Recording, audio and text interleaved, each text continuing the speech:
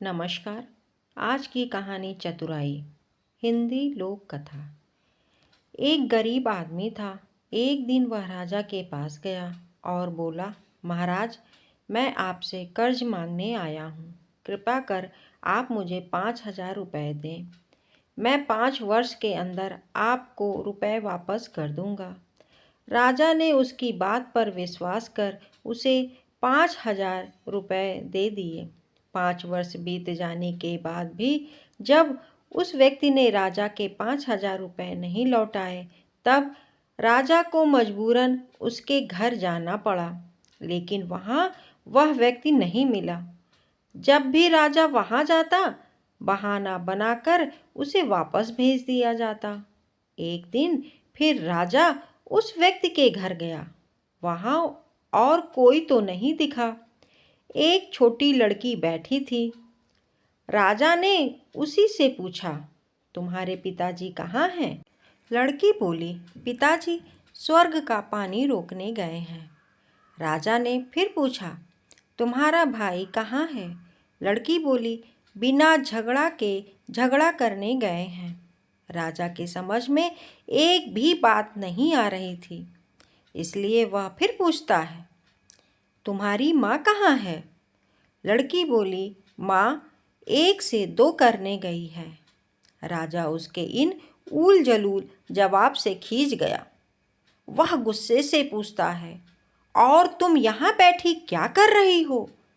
लड़की हंसकर बोली, मैं भी घर बैठी संसार देख रही हूँ। राजा समझ गया कि लड़की उसकी किसी भी बात का सीधा जवाब नहीं देगी, इसलिए उसे अब इनसे इन बातों का मतलब जानने के लिए प्यार से बतियाना पड़ेगा। राजा ने चेहरे पर प्यार से मुस्कान लाकर पूछा, बेटी, तुमने जो अभी अभी मेरे सवालों के जवाब दिए, उनका मतलब क्या है? मैं तुम्हारी एक भी बात का मतलब नहीं समझ सका। तुम मुझे सीधे सीधे उनका मतलब समझाओ। लड़की ने भी मुस्कुरा कर पूछा, अगर मैं इन सभी बातों का मतलब समझा दूं तो आप मुझे क्या देंगे? राजा के मन में सारी बातों को जानने की तीव्र उत्कंठा थी। वह बोला, जो मांगोगी वही दूंगा। तब लड़की बोली, आप मेरे पिताजी का सारा कर्ज माफ़ कर देंगे तो मैं आपको सारी बातों का अर्थ बता दूंगी। राजा ने कहा, ठीक है, मैं तुम्हारे पिताजी का सारा कर्ज माफ़ कर दूंगा। अब तो सारी बातों का अर्थ समझा दो। लड़की बोली, महाराज, आज मैं आपको सारी बातों का अर्थ नहीं समझा सकती। कृपा कर आप कल आएं, कल मैं ज़रूर बता दूंगी। राजा अगले दिन फिर उस व्यक्ति के घर गया। आज वहाँ सभी लोग मौजूद थे। वह आदमी, उसकी पत्नी, बेटा और उसकी बेटी भी। राजा को देखते ही लड़की पूछी, महाराज, आपको अपना वचन याद है ना? राजा बोला, हाँ, मुझे याद है। तुम अगर सारी बातों का अर्थ बता दो तो मैं तुम्हारे पिताजी का सारा कर्ज माफ़ कर दूंगा। लड़की बोली, सबसे पहले मैं यह कहा था कि पिताजी स्वर्ग का पानी रोकने गए हैं। इसका मतलब था कि वर्षा हो रही थी और हमारे घर की छत से पानी टपक रहा था।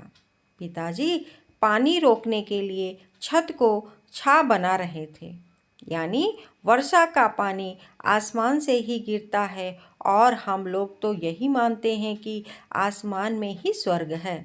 बस पहली बात का अर्थ यही है। दूसरी बात मैंने कही थी कि भैया बिना झगड़ा करने गए हैं। इसका मतलब था कि वे रेंगनी के कांटे को काटने गए थे।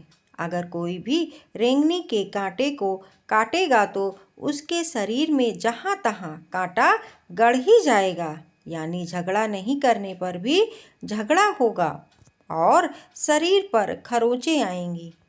राजा उसकी बातों से सहमत हो गया।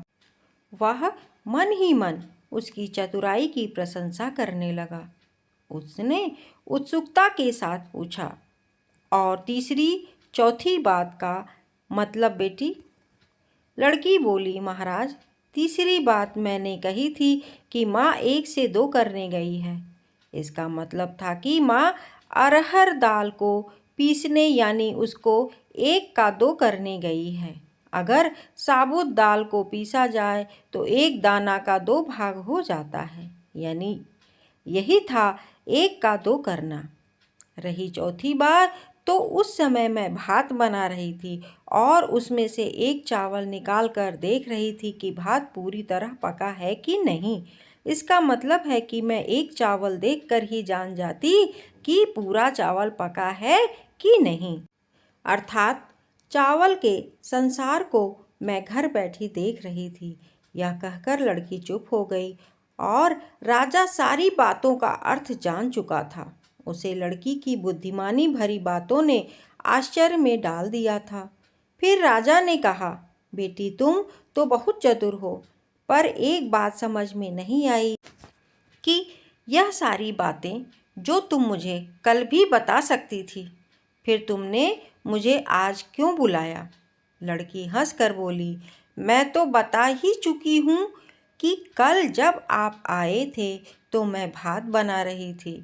अगर मैं आपको अपनी बातों का मतलब समझाने लगती तो भात गीला हो जाता या जल जाता, तो माँ मुझे ज़रूर पीटती।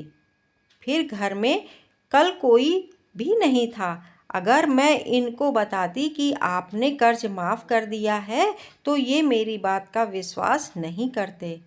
आज स्वयं आपके मुंह से सुनकर कि आपने कर्ज माफ़ कर दिया है, जहां इन्हें इसका विश्वास हो जाएगा वहीं खुशी भी होगी। राजा लड़की की बात सुनकर बहुत ही प्रसन्न हुआ।